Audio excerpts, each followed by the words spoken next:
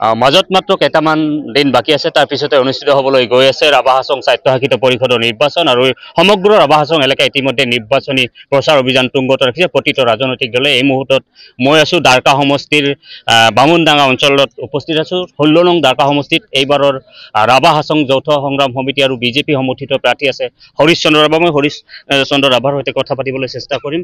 কেনেকুৱা প্ৰস্তুতি দাদা, কেনেকুৱা দেখিছে? আমি প্ৰস্তুতি যথেষ্ট আশাবাদী আৰু প্ৰস্তুতি চলাই আছোঁ আৰু যেনেধৰণৰ মেল মিটিং চলি আছে ৰাইজে যথেষ্ট সঁহাৰি সমাদৰ লাভ কৰিছোঁ। ধৰক দুবাৰৰ আপুনি প্ৰতিনিধি, এইবাৰ তৃতীয়বাৰৰ বাবে প্ৰত্যাহ্বান আৰু প্ৰত্যাশা কেনেকুৱা ৰাইজৰ? প্ৰত্যাহ্বান বুলি একোৱেই নাই ইয়াত। সমৰ্থিত ভাৰতীয় জনতা পাৰ্টি আৰু যৌথ মঞ্চৰ সমৰ্থিত পাৰ্টি জিতিবই, এইটো মোৰ কথা নহয়, আপুনি ৰাইজক সুধিলে গম পাই যাব। ইয়াৰ মানে ধৰক কি কি কাৰণ হ'ব পাৰে? ধৰক এইবোৰ আপুনি যথেষ্ট কনফিডেণ্টলি কথাবোৰ কৈছে।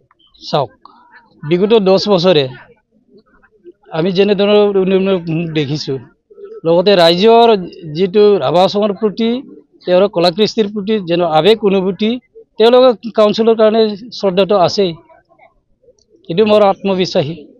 2 নম্বৰ, আমি 10টা বছৰত কেনেধৰণৰ কাম কৰিছে। ইয়াত 9টা 10টা স্কিম প্ৰতিটো ইয়াৰত এটাকৈ হৈছে। অকল বামুনডাঙ্গা বুলি নহয়, সামগ্ৰিকভাৱে এই এলেকাত হৈছে। তো এইটো কাৰ কাৰণে? ৰাইজৰ কাৰণে।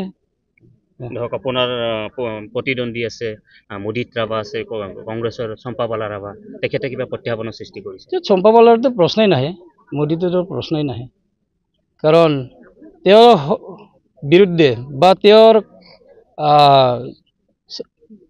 ব্যক্তিভাৱে সকলোৱে বুজি পায় এই কি ধৰণৰ মানুহ। এই অভিযোগ দিব পাৰে, সেই অভিযোগটো ৰাইজৰ আকৌ খণ্ডন কৰিব।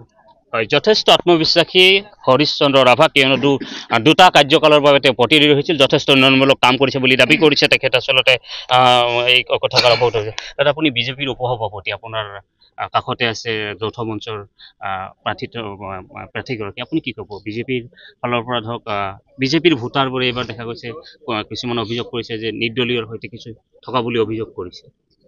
নাই নাই, সেইটো হ'ব নোৱাৰে, কাৰণ যিহেতু আমাৰ ডক্টৰ হিমন্ত বিশ্ব শৰ্মা ডাঙৰীয়াৰ নেতৃত্বত বা দিলীপ শইকীয়া ডাঙৰীয়াৰ নেতৃত্বত ইতিমধ্যে আমাৰ যৌথ সংগ্ৰাম সমিতিত এটা ভাল বৈঠক হৈছে আৰু বৈঠক মৰ্মে আমাৰ মিত্ৰতা হৈছে আৰু মিত্ৰতাত ইতিমধ্যে বিজেপি দলক 6টা সমষ্টিত খেলিবৰ কাৰণে ইতিমধ্যে প্ৰস্তুতি কৰা হৈছে বা খেলিবলৈ দিয়া হৈছে আৰু বাকী 30টা যৌথ মঞ্চে খেলিব।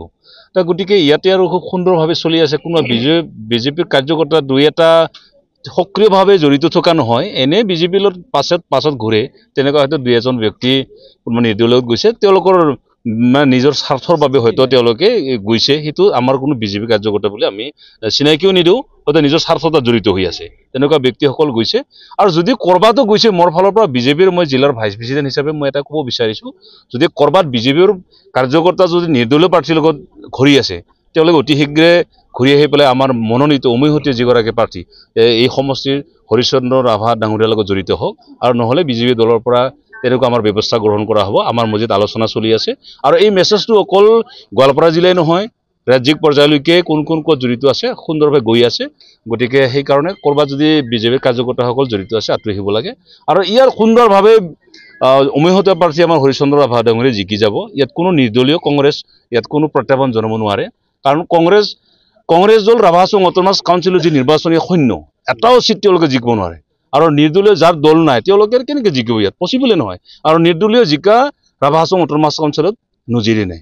গতিকে সেইকাৰণে আমাৰ উমৈহতীয়া প্ৰাৰ্থীগৰাকীয়ে জিকিব। ৰাভা হাছং যৌথ সংগ্ৰাম সমিতি আৰু বিজেপিৰ যি মিত্ৰতা, সেই মিত্ৰতাৰে চৰকাৰ গঠন হ'ব আৰু টংকেশ্বৰ ৰাভা ডাঙৰীয়াৰ নেতৃত্বত পুনৰবাৰ ৰাভা হাছং অট'নমাছ কাউন্সিলখনৰ চৰকাৰ হ'ব আৰু এই কাউন্সিলখন অতি শক্তিশালী হ'ব আৰু এই আদৰ্শ এটা কাউন্সিল হ'ব, য'ত এটা ফুলনি বাগিচাৰ দৰে বিভিন্ন জাতি জনগোষ্ঠীৰ প্ৰাৰ্থীসকল এই অট'নমাছ কাউন্সিলত থাকিব। এটা খুব সুন্দৰ অট'নমাছ কাউন্সিল হ'ব বুলি পেলাই আমি বিজেপিৰ ফালৰ পৰা আশা কৰোঁ বা সকলোৱে এইটো আশা কৰিছে।